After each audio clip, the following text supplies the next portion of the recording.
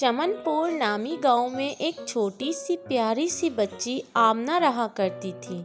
वो बहुत अच्छी और वालिदैन का एहतराम करने वाली बच्ची थी।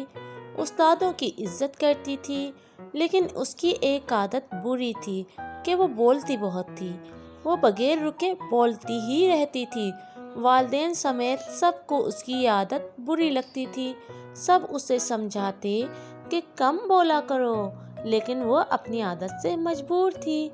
एक दिन वो स्कूल जा रही थी कि उसे रास्ते में सफ़ेद रंग का एक बहुत खूबसूरत खरगोश मिला। आमना ने उसे गोद में उठा लिया और उससे बातें करते करते वो उसे स्कूल ले आई। उसके सारे हम जमात खरगोश को देखकर बहुत हैरान और खुश हुए। उस्तानी साहिबा क्लास में दाखिल हुई और खरगोश को देखकर पूछा, ये खरगोश कौन लेकर आया है? आमना ने डरते डरते सारा वाकया टीचर को बता दिया। टीचर ने कहा, ठीक है, आज तो ले आई हो, कल से इसे घर पर छोड़ कर आना। ये सुनकर आमना ने इकरार में सर हिला दिया। स्कूल से वापसी पर वो उससे बातें करती जा रही थी कि अचानक उसे एहसास हुआ कि जिस पिक डंडी पर वो चल रही है वो उसके घर की तरफ नहीं जाती है। यह एहसास होते ही वो जोर जोर से रोने लगी और कहने लगी, अब मैं वापस अपने घर कैसे जाऊं? कि अचानक वो खरगोश एक खौफनाक देव बन गया और बोला, आखिर मुझे वो बच्ची मिल ही गई जो बहुत बोलती हो। अब मैं तुम्हें अपने बादशाह के पास ले जाऊंगा। उनकी तबीयत बहुत खराब है, वो तुम्हारी बातें सुनकर बहुत खुश होंगे। ये सुनकर आमना बहुत घबराई और रोने लगी। देव ने इशारा किया तो फौरन ही वहाँ एक बड़ा संदूक आ गया। देव ने आमना को संदूक में डालकर ताला लगा दिया, जिसमें सांस लेने के लिए सिर्फ एक छोटा सा सुराख था। देव उसे अपनी दुनिया में लेकर बादशाह के पास गया और कहा, बादशाह सलामत, आज आपके लिए मैं रेडियो लेकर आ ही गया।